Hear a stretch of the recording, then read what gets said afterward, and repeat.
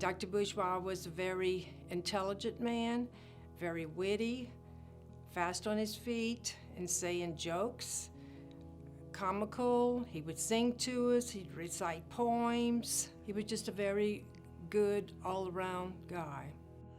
As a young person, we knew Dr. Bourgeois on the weekends, and not necessarily during his family practice, but on a weekend, he would take us on occasion to make some hunts and fishing trips.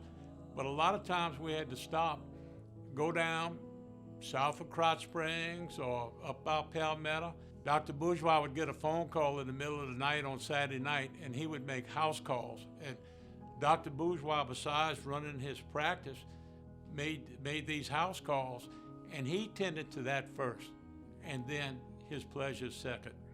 I've been very fortunate. I've got to sit with my mentor my entire life. As a young physician and an old physician, I got to eat lunch with Dr. George and talk. He was the embodiment of a physician to me. When I was in 8th grade, I decided I wanted to be a doctor, and my dad said, "What kind?" I said, "Well, I want to be like Dr. George." I didn't know there was any other kind of physician. He did everything.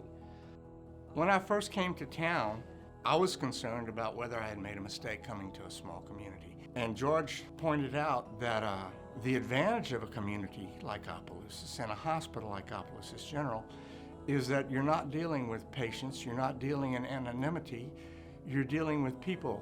Even like a relatively small city like Lafayette, you miss that. You gain anonymity, you get to get away with things and do things and nobody knows who you are, but you lose some precious personal connections.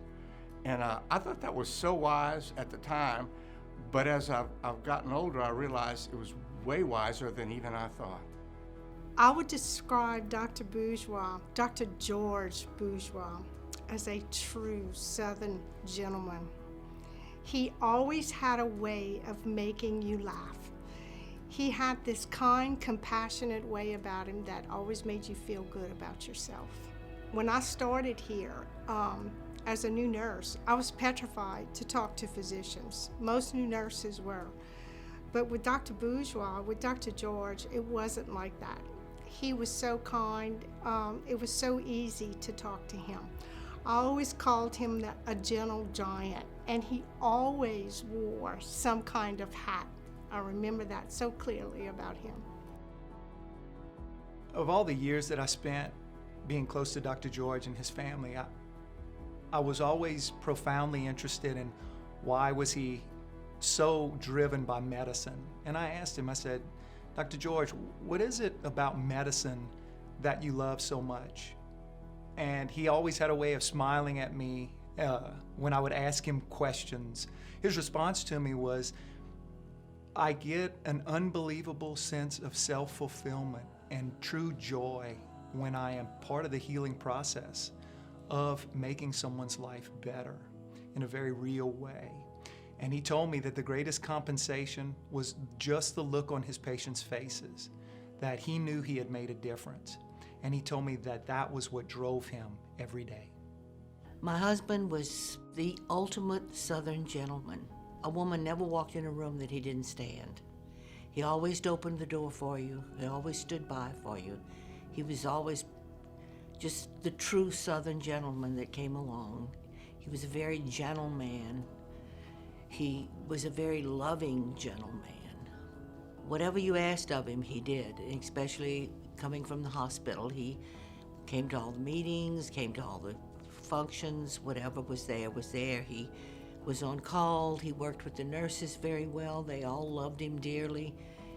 He never raised his voice. He was not one that ever did that. He was truly exemplary. And as far as I was concerned, it was a privilege to be married to that man, a privilege. He was loved and respected by everyone. I didn't know anyone that didn't. On behalf of my family and myself, I would like to accept this award for my husband, Dr. George Bourgeois. He would like to thank everyone for honoring him in this way. Thank you.